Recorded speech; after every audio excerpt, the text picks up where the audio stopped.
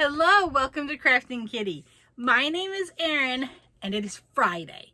So that means two things on this channel. But first, Fridays with Fred.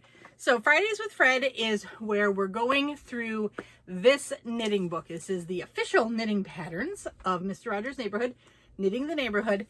It's by an editorial board. Each pattern has a separate designer, obviously.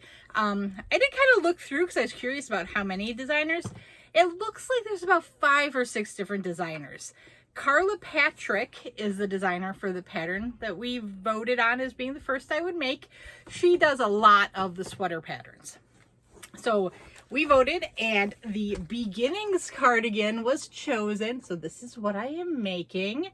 I am making it in brown for my husband, Brian. The yarn I am using is Hayfield Bonus Aran Tweed. I got it from the Wool Warehouse over in the UK. It was about £11.99. When I bought it, I have not been to the site to check the price recently because Wool Warehouse is very dangerous for me and I'm trying my best to be a good little girl with her yarn shopping. We try. So, last week I was nearing the end of the left front panel. It's done! I was gonna sew it on and then I thought, no, I want to show the full panel. So, it curls terribly because it is stockinette stitch. So where I left off last week was this purple stitch marker and I finished that whole section. And here it is, and basically it's got a raglan style sleeve and it's gonna be the side front here and there's gonna be a zipper. Don't worry, when like the zipper is installed and it's sewn together, everything's gonna flatten out and work perfectly. So I finished this left front panel and I began, actually I'm gonna take off the stitch marker because I'm gonna have to put it on. Of course, I started the right front, and here it is. So I finished the initial ribbing at the bottom, and I've begun my stockinette portion. I'm going to just stick this on while I'm talking. So I did want to mention something about this pattern in the book, because I know a few people have obtained the book.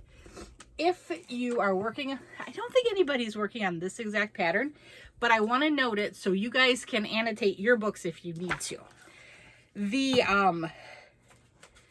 When you look at the cast on instructions for the right front panel, the pattern has 9 sizes. The right front only lists the cast on for 8 of those sizes. So it's missing a size, and then the cast on for the second largest size, so the 8th size, is written incorrectly. So what it should be is oh, I think I even updated mine incorrectly. One second.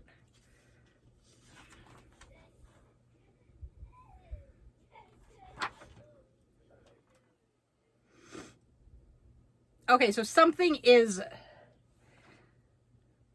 so for the cast on instructions, you need to insert between where it says 62, 68. There should be a 66. And that's the 3rd largest size, which is the size I'm making. It's size 7. For the 8th largest size, for the 8th size or the 2nd largest size, it says 68. Now, if you look to the left front, which the right front seems to just be mirroring, except they have you basically do a different row and you start your decreases on the wrong side to get the armhole in the right place. It'll make sense if you start working it. But so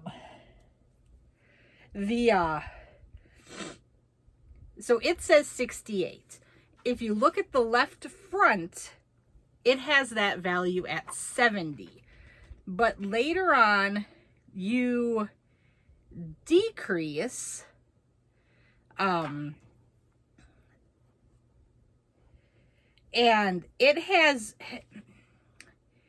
it tells you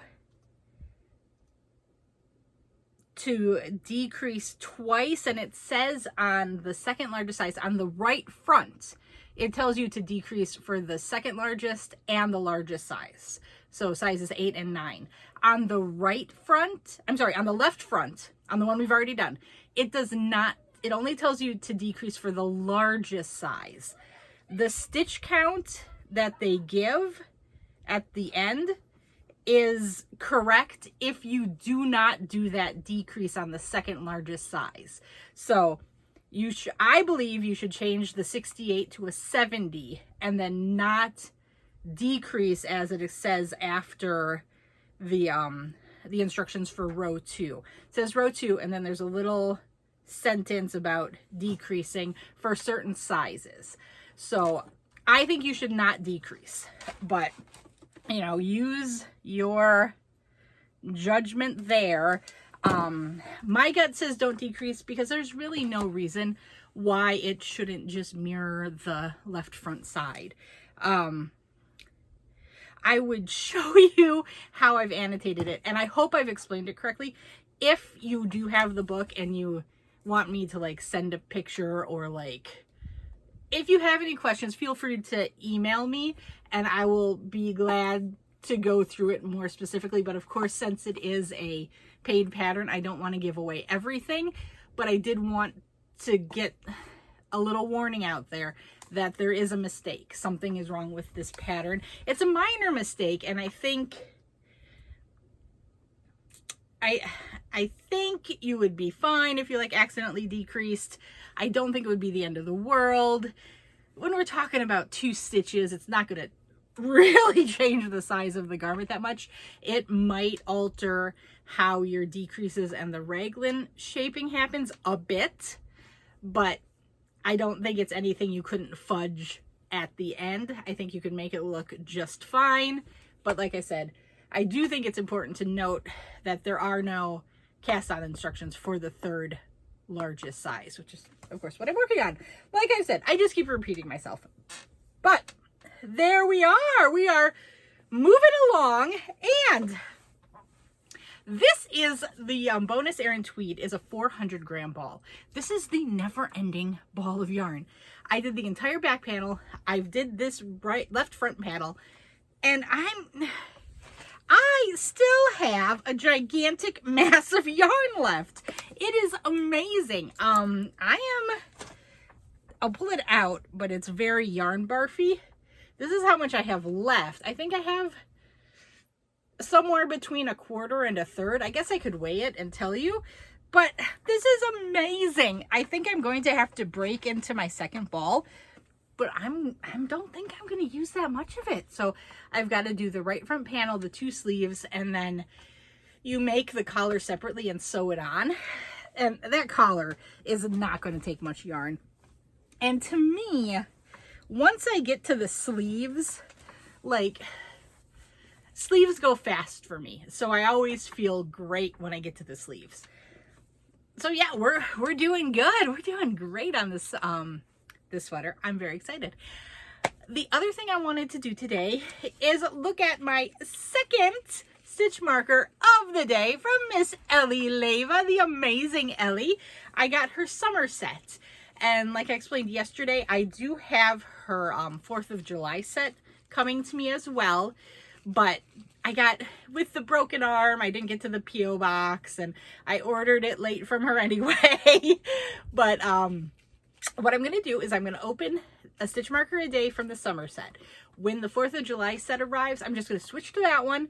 We're going to open the 4th of July, and then it's still summer after the 4th of July, so we're going to go back to opening this. So we're just going to have a stitch marker palooza for the rest of the summer and see how far we get. So here is day 2. Am I holding it upside down? I think I am. Day 2. And let's see what it is. I love the tissue paper. I mean, like, Heather from the Crochet Witch opened her, oh, this is adorable! Opened her Pride set and, like, was so excited with the presentation. And Ellie does an amazing job. These are very well thought out, very worth it. It's a fun little treat to get the stitch markers. And this one is on this very cute purple paper, and it's a little glass with a straw, and it looks like it has tons of orange slices floating in it. Can you see the orange slices? That ring light is really messing with this. There we go. I had mentioned, and we're still working on the setup, but I do have a new camera that I'm going to hopefully start filming with soon. So hopefully these ring light issues will be a thing of the past. I don't know. But there we go. Day 2 of the summer stitch markers. And I don't think yesterday I did a good job showing off her stitch marker keeper. There's the pink beads and a little dolphin. How cute is that? It is adorable. So I will occasionally hear the door to the craft room open and the pitter patter of little feet and then jingle, jingle, jingle. I left the Mother's Day set. Was it the Mother's Day set I bought from? Yes, it was. On my crafting table. It's just behind the tripod. That's why I'm pointing there. And I will occasionally see Bingo come in and steal that set because she loves them and they sparkle and they're so pretty. So I just think it's cute. I have to be like, what are you doing? Nothing, Mama. Doesn't look like nothing. Okay. I will be back later with my husband. We do have a Poor Decisions with Brian to upload. We filmed it on Wednesday night, so I just have to finish some editing, and it will be uploaded at not such a crazy late hour this time. So please look forward to that. And remember, next week Friday is the final Friday of the month, so we will be back with a Poor Decisions live. Craziness, it's live! We can't filter Brian. He loves it. Okay. But yeah, check out that video coming later, and we'll see you around the YouTube streets. Bye-bye.